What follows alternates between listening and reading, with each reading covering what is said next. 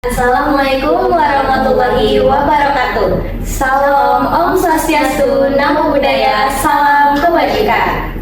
Selamat datang para penonton setia, kembali lagi bersama kami. Saya Tamara Auliarsuan dan rekan saya Ratu Raisa Azhara dari Universitas Negeri Jakarta.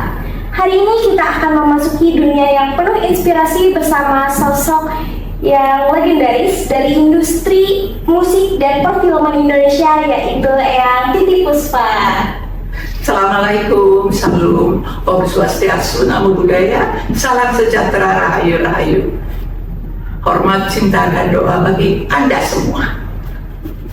Teman-teman tentu tidak asing lagi dengan beliau, mengingat begitu banyak karya-karya yang telah beliau ciptakan. Ngomong-ngomong soal karir nih ya, atau memang sejak kecil Eyang sudah bercita-cita ingin menjadi seorang musisi? Tidak. Dulu waktu kecil saya adalah waktu perang.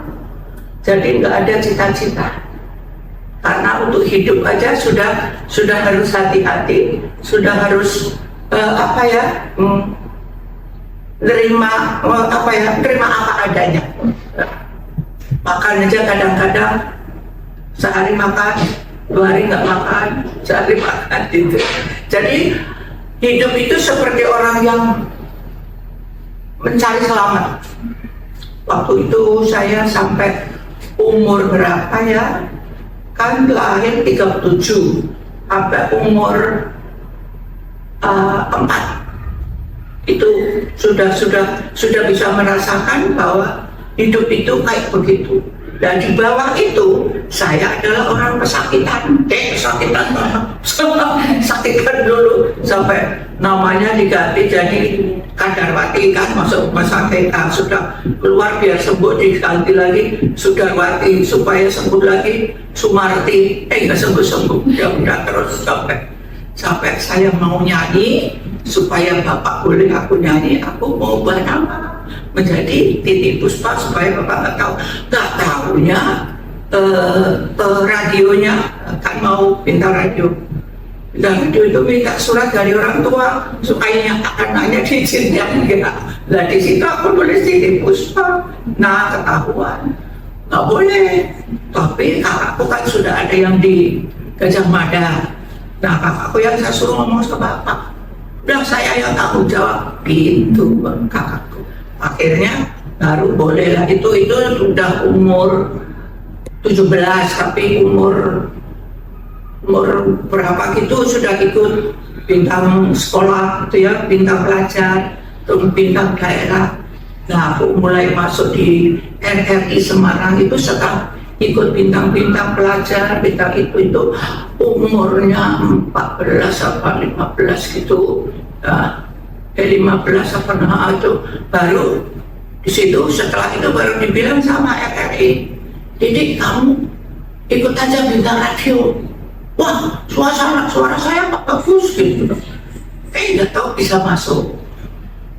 Nah, jadi kalau di RRI itu ya antara umur 15-14 itu tuh saya anggap mulainya saya menyanyi, karena dari kecil udah nyanyi ya. Saya anggap penyanyi karena apa? Karena sudah dikasih amplop. Saya anggap itu sudah ya profesional gitu ya, walaupun profesional kecil tapi sudah ada uang ya, sudah dibayar orang. Dan dari saya mulai dari umur itu, makanya saya bilang sampai sekarang saya sudah 70 tahun lebih berkarya, bernyanyi. Nah, dari yang saya ketahui itu Eyang sangat mengagumi almarhum Ding Slamet ya. Apa alasan Eyang sangat mengagumi beliau, dan apakah beliau yang telah memotivasi Eyang untuk berkecimpung di industri musik dan perfilman? Kalau melihat dia itu belum pernah melihat, karena dulu tuh cuma ada radio. Nah, radio cuma segede ini, tempat isu tuh apa kayak roti. Kalau pagi itu apa roti apa? Kalau pagi itu mau sarapan pakai roti apa yang segede ini loh, yang apa namanya roti. Aduh kamu juga lupa. ya pokoknya segede ini aja gitu. Itu pun punya tetangga. Jadi kalau aku sudah lihat dengar itu kan tetangga di sana depan-depan, permisi Bu, aku sini dulu ya. Ya permisi yang punya. Tak perlu itu. Apa yang namanya radio? Tak perlu, terus nangis. Ngerti aja yang kayak apa rupanya Bing Slamet nggak ada, belum dulu nggak ada TV. Dia kadang-kadang koran. Jadi cuman seneng aja. Kok Tuhan bisa memberikan suara yang indah, yang bisa apa ya, masuk di hati gitu. Hanya sekedar suka saja ya.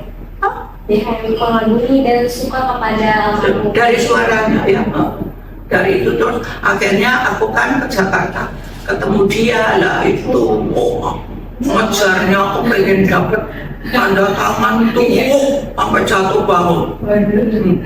Udah lucu banget. Bagaimana pengalaman perfilman yang Eyang miliki dapat mempengaruhi karya Eyang dalam bermusik? Itu pun diajak, bukan saya masuk. Aku ikut dia enggak. Orangnya dulu saya tuh pemalu. Pemalu ya? Banget pemalu. Karena memang satu, saya itu jelek, penyakitan terus Mbak. Jadi itu muka udah kayak Sarimin gitu. Itu kan cantik banget ya. Itu kan sekarang ada makeup, ada ini, ada bulu mata, ada itu ya. Nah, itu tuh dulu tuh saya 12 dari keluarga saya paling jelek karena saya penyakitan. Jadi kurus, penyakitan, terus pemalu, gak punya teman. Kalau lainnya gampang aja kira-kira kemana-mana. Saya tuh di rumah terus ya malah sukanya tuh ngobrol sama tanaman, sama itu dia terus ke kebun ngobrol itu senang. Nah lama-lama terus saya tuh punya teman yang tadinya itu saya perang. Tapi ini mau diterima boleh, tidak ya boleh. Saya kan udah sakitan. Nah kelas 3 itu persis hujan lebat di sekolah pagi. Rumahku mau ke sekolah itu 5 kilo. Jalan kaki, barefoot, nggak ada sepatu. Nggak punya, nggak ada sepatu. Tahu hujan lebat, tahu pas satu menggigil sakit. Pulang kamu, saya sakit. Iya pulang, makanya karena sakit pulang. Ini hujan lebat. Ya pulang aja, supaya jangan sakit di sekolah. Pulang. Pak saya mau pulang apa mau? Ada omong kasar. Aku marahnya kayak disengat harimau. Ambil buku tak pental ini tuh gurunya. Kalau bisa tak makan tuh. Orang baru sakit suruh pulang. Terus aku di jalanan ya kan hujan nggak ada orang lebat dua siapa maha pengasih penyayang tapi ngomongnya Jawa sinten ingkang maha pengasih penyayang daripada nggak ngerti sampai saya ngomong Rusia siapa maha pengasih penyayang siapa yang disayangi siapa yang dikasih. Dari dulu saya keluar masuk rumah sakit, sekarang hujan-hujan saya disuruh pulang. Mana sahabat maha pengasih penyayang? Dua. Orang lagi, pakai nono ini dadaku. Bilang gitu. Gak takut, ini dadaku. Tahu gak? Saya mau bunuh diri. Aku bilang gitu. Dari kecil sampai sekarang masih sakit terus. Siapa yang disayangi? Siapa yang dua? Orang lagi, pakai nono. Saya sekarang mau pulang, ngerti ya? Iya. Pakai nono, ya benar. Ngomongnya Jawa terus ya, sama Tuhan ngomong Jawa. Wah, aku terus lari nggak bisa kencang. Ada dokar, tahu dokar? Udah saya pegangan dokar, pakai keseret-seret supaya cepat sampai rumah. Sampai di rumah itu saya masuk ke satu kebun itu isinya buah-buahan.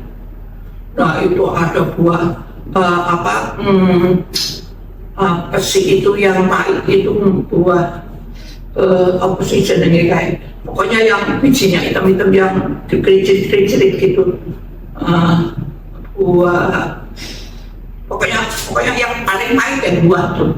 Itu semua saya ambilin yang muda-muda, pikir saya yang banyak apa telutuknya pada telutuk kita apa bahasa Indonesianya yang banyak yang masih mau telutuk itu kok yang bisa lari yang masih mengeluarkan itu getah. Tuh kalau udah tua ntar ya, kalau udah 86 telepon saya ya, aku perlu maaf itu, nanti aku jawab dari sana. Yang masih banyak getahnya, saya ambil sampai 1 rok, apa aja dari apa yang paling muda semuanya. Terus saya ke rumah, saya masukkan ke lesung itu tempat menunggu padi, tapi yang bundarnya bukan yang banyak. Masuk situ, ibu saya nanam apa? Saya baru serak ya. Ibuku nanam apa cabai rawit di segini, garam, ambil piring dulu, piringnya adalah piring seng itu ya, yang bunteran itu segini nak. Terus sudah tak coba, itu panasnya ini. Nah ini dia nih. Nah kamu bikin mati aku ya, supaya aku mati ya. Aku bilang gitu, kamu saya makan supaya aku mati. Tak makan mbak, wis tak makan sampai habis. Kak, tahu-tahu kok loh. Kok aku kok gimana? Loh tanahnya kok becek? Loh kok gelap? Loh kok di sana kok ada lampu? Terus saya jalan, loh kok sudah malam? Kok pintunya pada ditutup? Lihat jam, loh kok jam 10 malam nak? Tak buka pintu kamar, itu 11 berjejer. Kita kan ber-12, itu saudaraku. 11 berjejer, udah nggak ada tempat, aku telusuk aja di kaki, antara kaki mereka. Udah paginya itu basah loh nak. Dari pagi tidur di tanah basah, itu mau apa cacing mau apa kali lewat di saya, untuk nggak masuk di hidungnya. Itu entah apa tuh, aku nggak bisa bayangin itu udah bangun gitu kayak film-film. iya, jadi kayak 6 million dollar man itu. Wah, aku kan kerjanya kalau pagi kan mandiin adik, cuci piring, nyapu rumah. Di 3 baru boleh sekolah. Wah, cocok banget, itu gerakannya kayak udah deh ya, itu kayak udah deh kalau dia kenal udah berangkat sekolah, sampai di sekolah masuk pelajaran menyanyi. Sumarti nyanyi, Sumarti loh kok siapa disuruh nyanyi ya gitu ya udah nyanyi aja udah. Satu lagi belum pernah sampai 1 mata pelajaran itu one man show. Wow, semua ya ini. Itu 1 kelas tuh minta semua gurunya gitu. Loh Tuhan, saya kan kemarin kan kurang ajar sama Tuhan, tapi ngomong Jawa kayak gimana kok sama nikah tiap-tiap sambil depan kalian kok sekarang orang-orang kok pada senang sama saya. Apa Gusti Allah nggak duka? Apa Tuhan nggak marah? Saya kok disenangi orang, terus gimana? Padahal saya kan dosa. Ya udah deh, nanti ya kita ngobrol ya. Aku bilang, udah sekolah selesai, aku lari pulang, naik di pohon lagi, naik di itu di tempat buah-buah itu ya. Aku naik pohon yang paling tinggi yang bisa kelihatan, naik pohon jambu. Kalau jambu itu kan atasnya datar, jadi aku naik. Itu antara jam 1-an gitu, 1 atau jam berapa. Terus gini, Gus Yala lihat kan tadi di sekolah, Kalau mereka tiba, ngomong, saya itu disuruh nyanyi, itu semua anak-anak minta satu-satu lagu. Jadi sampai satu mata pelajaran, saya nyanyi terus dan mereka senang semua. Padahal kan saya kemarin kurang ajar sama Tuhan, saya kan banyak dosa jadi dosa. Kenapa Tuhan kok malah kasih saya itu? Gimana? Jadi aku mesti gimana dong? Ya udah aku sekarang juga tak nyanyi buat Tuhan ya. Nyanyi aku buat Tuhan. Ya udah sekarang kita gini deh. Aku minta maaf. Sekarang saya kalau pulang sekolah saya mau sowan Gusti. Kalau saya nyanyi baru saya pulang makan. Jadi 1 tahun pulang sekolah itu nyanyi ngobrol sampai kepalanya udah kepanasan. Gusti kepala saya udah panas, saya udah lapar gitu. Baru pulang makan. Itu 1 tahun. Jadi sekarang kita sahabat ya Gusti ya. Aku Tuhan itu apa siapa? Ngertinya kan orang tua bilang kalau mau tidur bilang dulu sama Tuhan, minta maaf, minta ini aku mau eok dia pokoknya. Nah udah ngertinya gitu, dan Tuhan kayak apa nggak ngerti. Pokoknya udah sekarang kita sahabatan ya, gitu. Udah sekarang naik kelas 4. Udah kamu sekolahnya jangan di kampung terus. Udah sana ke Magelang. Tadinya kan di Temanggung, rumah saya di Keranggan. Nah itu Temanggung, Keranggan, Magelang. Itu ini naik kapal naik kereta api. Jadi akhirnya saya pindah ke Magelang. Pulang naik kereta api kan pulang saya jalan kereta api. Itu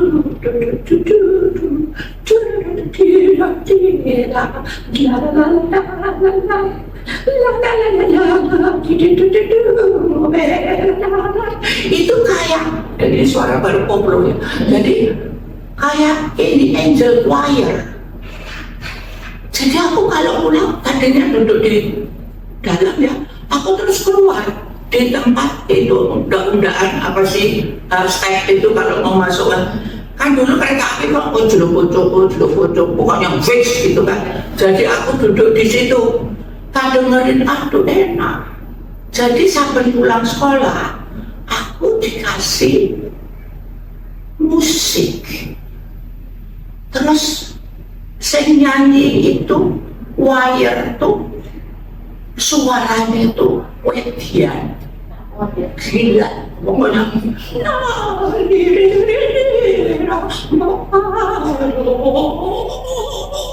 orang sus, udah jadi kayak apa udah nggak bisa dibayangin lagi suaranya.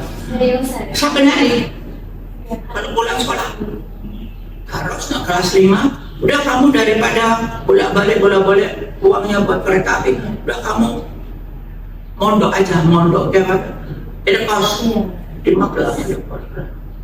Udah di situ udah cuman kalau ada apa musik saya suruh nyanyi gitu. Tahun berapa tuh? Masih kelas di Magelang tuh saya kelas 4, kelas 5, kelas 6, kelas 1 SD, SMP. 5 tahun suruh pindah Semarang. Susah, udah pindah di Semarang. Nah itu jadi dari kecil tuh pindah hidupnya tuh indekos terus ya, makanya itu kasihan. Jadi nggak ada yang namanya gizi yang gimana sampai aku sakit beri kekurangan makanan. Tapi aku punya temen, nah itu ibunya baik sekali deh. Udah dibikinin ini apa bubur kacang hijau supaya nih. Nah, itu teman saya namanya namanya tuh Yayu. Itu udah SMP sampai sekitar. Udah kepanjangan terus apa sih? Setiap manusia tentunya pernah mengalami hambatan atau ujian yang diberi oleh Tuhan. Hambatan. Jadi apa Eyang dapat menceritakan pengalaman Eyang dalam menghadapi hambatan tersebut baik di industri musik maupun Hambatan yang kayak apa? manusia kayak setiap manusia kan pasti dikasih ujian cobaan gitu dalam hidup. Jadi gimana cara Eyang untuk menghadapinya Eyang? Oh, saya mau berlama Tuhan. Tuhan boleh nggak saya di sini? Kalau boleh teman ditunjukkan saya mesti bagaimana? Sahabat saya. Sampai sekarang saya apa mau berlama Gusti. Jadi sangat berpasrah diri kepada Tuhan ya. Pasrah aja sama Tuhan. Papa, ngomongnya agak keras. Iya, yang maaf ya.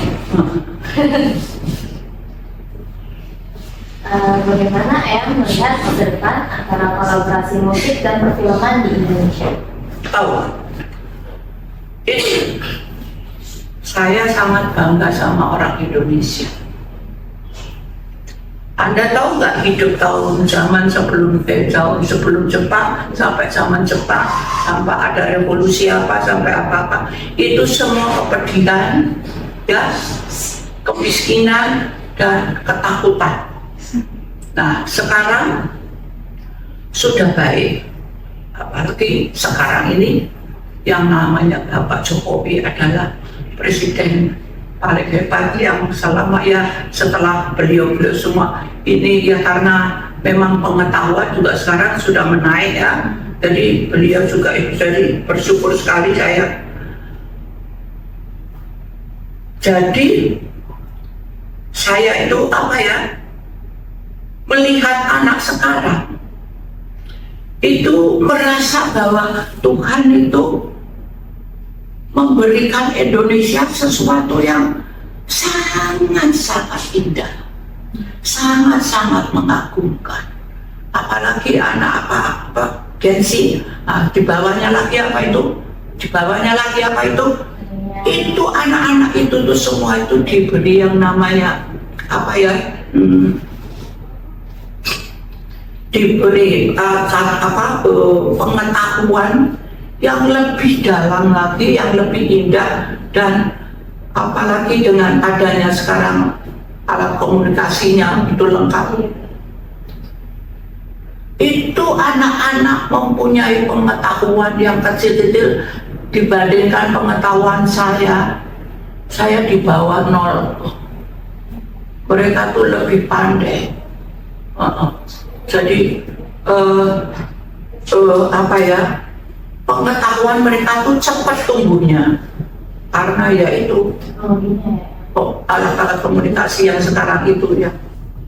Kenapa sekarang anak-anak sekarang ini walaupun pandai tapi pengetahuan untuk apa yang ada di negeri dia itu boleh dikatakan hampir-hampir tidak terlihat, tidak terasa oleh dia. Karena apa?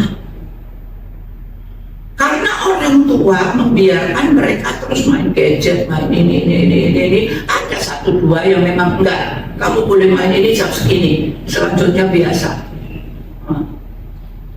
Nah, disitulah timbul, bukan sekarang, udah dari zamannya Pak Harto. Aku tuh kepengen ada yang namanya teater anak Indonesia. Karena apa? Itu TV apa namanya? TV apa tuh yang gambarnya anak-anak semua dari luar apa? Nickelodeon gitu. Nickelodeon, terus Iya. Disney, Apalagi terus TV apa tuh yang dia punya tempat permainan yang gede di Amerika apa? iya Disney Channel. Iya. Ya. Disney Channel tuh dia tuh udah itu kan kebanyakan cerita-cerita anak-anak, dan itu juga bukan orang, itu gambar apa namanya, kartun. Kok dia bisa tahu? Nek Yeski, iya, nek Noki ora, ya tau? Iya. Yang bahasa segitu banyaknya, kok bisa masuk. Gak tahu kan cuma lihat itu. Jadi maksud saya, kenapa saya kepingin ada teater anak Indonesia? Supaya itu anak SD itu setiap hari Sabtu atau Minggu nonton itu. Jadi dia merasa, oh kita juga punya dong hero, kita punya dong yang namanya angel, kita punya dong yang namanya queen, king. Ada, oh ada orang hebat, ada. Ini semua nggak ada. Ini dianggap ceremende, nggak laku, nggak ada. Jadi kalau anak sampai di sininya, gedenya menjadi orang sono, bukan salah siapa-siapa. Orang tua cuma bisa 1-2 rumah yang bisa ngajarin gitu. Tapi the whole Indonesia, guru, sekolahan, itu yang saya sangat-sangat. Siapa yang harus memainkan ini?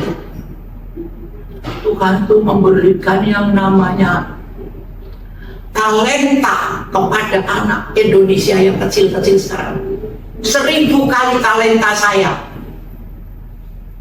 Kenapa dia bisa sampai begini, main ini, main itu, bicara ini, bicara. 1000 kehebatan talenta dari Tuhan untuk anak Indonesia yang sekarang. Karena makannya cukup, itu cukup, bukan cukup malah kelebihan oleh anak kecil udah sakit gula, udah sakit darah tinggi, karena tidak dilihat lagi bahwa ini tidak pantas buat anak, tidak pantas buat belum, tidak boleh digini. Semua dibubarin, jadi bebasin. Jadi yang suruh main siapa? Kalau anaknya seorang dokter, jangan, anakku nggak mau jadi seniman, harus jadi dokter, harus jadi bangsawan, harus jadi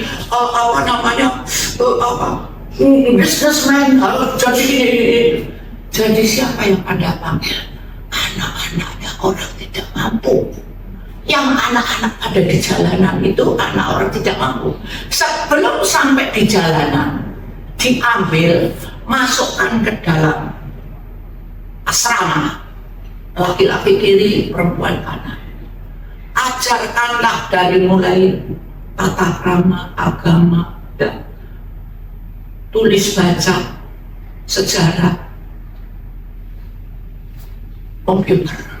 Itu aja.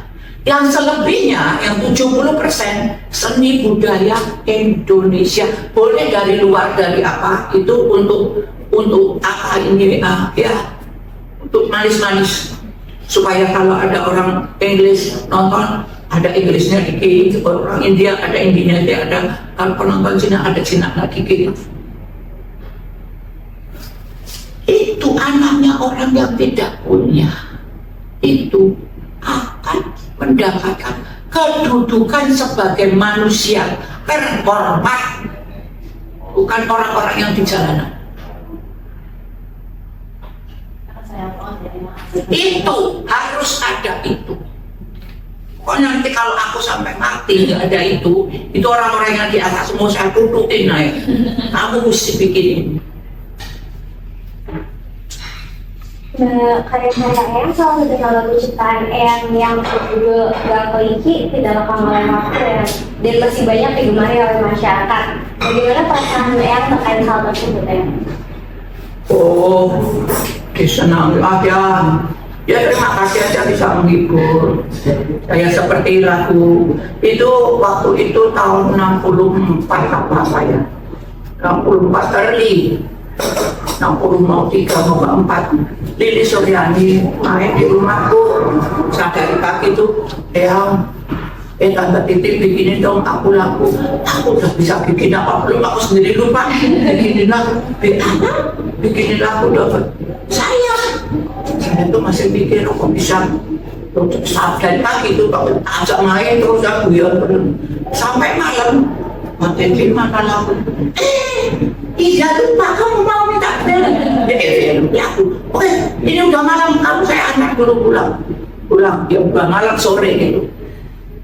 Tak antarkan, nak masuk ke Gang Kelinci. itu gang segede iblis kecil ini semeter. Manusia anak-anak kecil udah di pinggir samping selokan itu ada kuning-kuningnya yang udah kering udah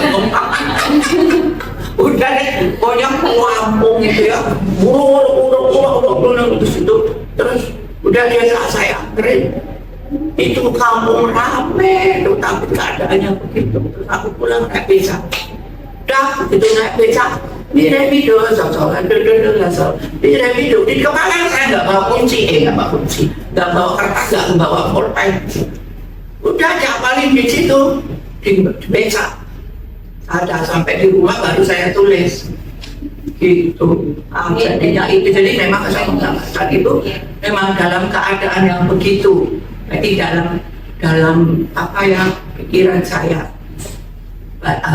imajinasi saya dulu tuh kerajaan kelinci, karena manusia bertambah banyak maka kelinci terdesak. Ya, terus ada lagi tuh mari itu lagu beat yang pertama di Indonesia tahun 64 itu. Datangnya si siapa Beatles. When you was just 17, you know what I mean. I'm the way we do,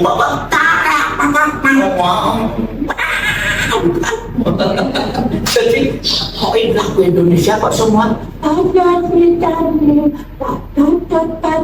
sedih semua melo. Kok bikin itu marilah kemari. Itu tahun 64. Nah, apanya dong? Kenapa bikin kayak gituan lagi? Itu tahun itu tuh lagu masih melo. Lagu tuh mukanya jelek. Aku aja nggak bisa bikin lagu seindah-indah itu. Lagunya tuh melodinya bagus, kata-katanya bagus, tapi kok kayaknya kok hidup kok nangisa, merintih, kok itu, ya kapan dia mau gembiranya? Kan jadi bingung. Jadi saya membuat begituan karena satu, kenapa kok bisa tidak memberikan satu kegembiraan gitu. Kedua, gak taunya mereka tuh lebih bagus, lebih pintar bikin lagu melo, aku goblok. Saya kepengen menghibur orang. Ya bukan berarti lagu mereka tidak menghibur, tapi kalau dengan lagu itu gak bisa. Iya. Itu saya pengagum mereka. Ya Melly Guslo juga untung ada perempuan yang hebat. Oh itu siapa yang katanya mudanya kayak saya, siapa tuh penyanyi yang perempuan ini jadi waktu muda. Oh Isyana. Dia habis bikin show di Jepang, terus dia habis dapat penyanyi terbaik dari apa ini kemarin ini apa ini award ya, AMI Award. Iya. Saya bangga sekali sama anak. Udah gitu sama main, masya Allah.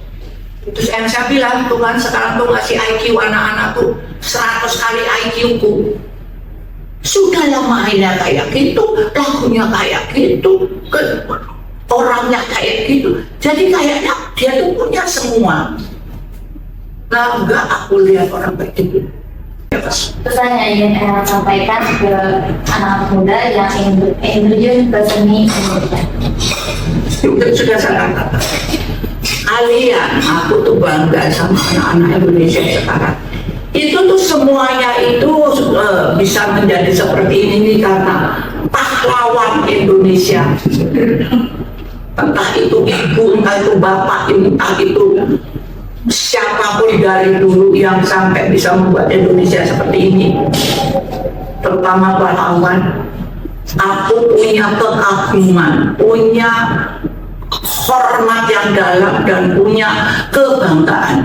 Makanya waktu umur saya 80, saya bilang sama Tuhan, saya 80, banyak sekali Tuhan ngasih umur pada saya.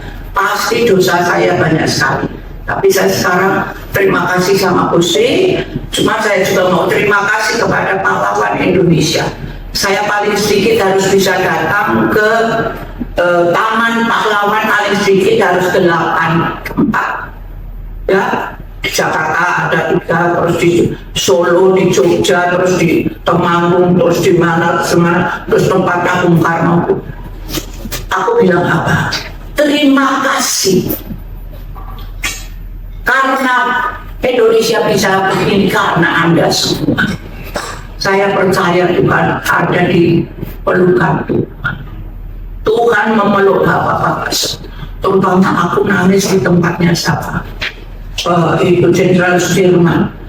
Dia masih muda dalam keadaan sakit, ditandu, tapi dia memanage, dia mengkondak itu tentang kamu sekarang gini, kamu sekarang begitu, sudah menang. Aku nangis, matur suwun, terima kasih, Bapak. Aku nangisnya kayak apa? Terima kasih, semua saya terima kasih. Terus ada seorang apa ya, menteri, kalau nggak salah menteri apa tuh. Di situ ada piano tunggal, ya apa ya, ada show piano tunggal, main. Ini bapak ini ya, aku harusnya dipanggil, tapi karena aku sakit jadi Betty yang duduk di tempatnya dia. Aduh, Ismail Marzuki memang itu sebelum dia meninggal dia itu bikin itu patah mundur. Jadi Ismail itu memang wah, pujaan saya sekali itu yang wah, dan ini paling bagus dari ciptaan dia. Terus Betty, Pak, ini lagu apa namanya? Pantang mundur. Pak, maaf Pak, pantang mundur bikinan ibu saya. Jadi Bapak Menteri itu ngertinya Ismail Marzuki. Masa ini bisa bikin lagu kayak gini? Gitu. Padahal saya bikinnya itu di atas beca. Karena saya lihat mau ada tentara mau diberangkatkan ke Irian.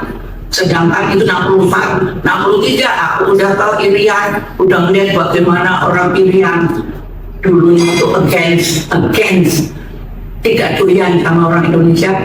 Begitu kita datang, kita nyanyiin jangan boleh tinggal sini sama kita. Itu orang tua-tua ya, masih koteka, masih logra, itu pada nangis. Nah, sekarang di tahun 64 di tentara mau dibawa ke sana lagi. Padahal kalau bawa tentara itu ditaruh di itu apa, di tebarannya di hutan dalam malam hari, kadang-kadang kecantol, kadang-kadang kemakan ular, kadang-kadang kakinya satu dimakan apa harimau atau apa gitu. Jadi ini ada seorang istri sedang dicium perutnya sama tentara, karena nangis berdua. Aku mesti balik, saya mesti pulang, kamu doain sudah. Ini sudah hampir kan waktu dari kamu, aku doain terus. Sudah aku kayak becak ya. Dengar gitu kan sebelum doa, Pak berhenti dulu terus. Jadi yang tadinya yang nangis 2 jadi 3, aku ikut nangis. Nah ini terus dipanggil kan, gitu. Itu si tentara baliknya tuh mundur sama tetap. Aku tetap ingat, kamu doain aku biar cepat pulang. Aku mau datang. Ini masih kutuk-kutuk karoma. Aku makin nangis. Terus di dalam beca, dan udah di sini, udah kata-katanya udah ada, tinggal sampai di rumah. Ya kayak itu kan sih di BK juga. Pertanyaan tadi sekaligus menutup sesi bincang kita. Terima kasih atas kesediaannya yang dalam melakukan wawancara sederhana kami. Semoga yang sehat selalu, panjang umur, dan karya yang dapat menginspirasi bagi para kaum milenial. Amin. Aku titip negeriku, titip kamu berdua, Anda berdua, orang pintar berdua, cawe itu ayu-ayu berdua. Itu yang namanya teater anak Indonesia. Please speak to everybody, terutama sama dosen. ya, bahwa itu harus ada karena itu adalah warisan dari nenek moyang. Ini nenek moyang nangis yang di atas.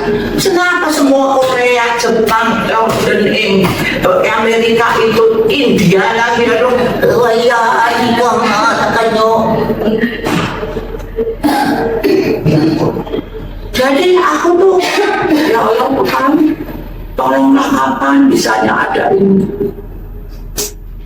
Ya, hanya kebanyakan orang terus ya mati. Untungnya tuh setelah dewasa masih bisa menelan apa itu Indonesia, siapa itu Indonesia, harus aku apakan.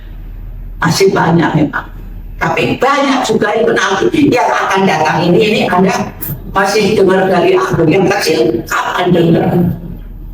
Ada yang mesti membilang ya, sama pesan tolong yang suka memberikan makanan kepada anak-anak dikurangi gulanya, dikurangi garamnya, biar jangan anak kecil udah sakit kena gula ya, udah darah tinggi, udahlah entah apa lagi minuman-minuman yang encelek-encelek.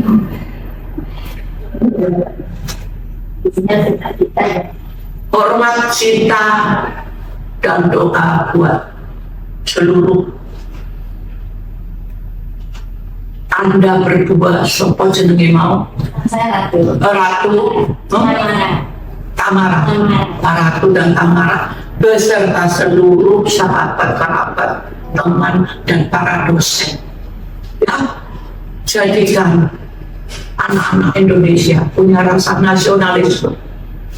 Sampai di mana itu aku tahu Pak, kalian bisa. Tapi back to, dasarnya orang Indonesia itu kayak apa? Kalau Anda bisa mengajar, semoga Anda harus, Tuhan bimbinglah hamba agar hamba selalu bisa berjalan di jalan yang seperti Tuhan kehendaki. Kalau mau dibimbing, selamat. Itu Anda orang usah ngomong aku minta berlian yang sedap sekumbleng atau uang sebulan, itu nanti diatur Tuhan. Tapi berjalan di jalan yang seperti Tuhan kehendaki, itu nomor satu. Nah, jadi Anda pun lihat di rumah seorang artis yang paling sederhana, gak kepingin punya bolu kotor-kotor ya, emang punyanya segini ya segini.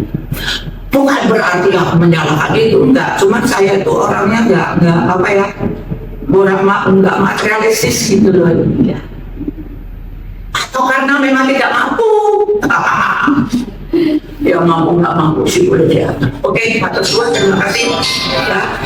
Salam buat seluruh universitas apa? Universitas Negeri Jakarta. PGRI Negeri Jakarta. Universitas Negeri Jakarta. Oh, Universitas Negeri Jakarta, hebat. Oke, tadi kita mohon maaf, ampunilah segala kesalahan, ya, segala apa yang tidak benar. Tapi pokoknya I'm proud of you all, ya, matur kesuwun para pembimbing semua, para profesor, doktor, hebat. Saya cuma orang bawahan. Titik untuk bangsaku, anak-anak Indonesia. Matur kesuwun, hormat, cinta dan doa dari Eyang Titi Puspa Pernikahan. Ayo.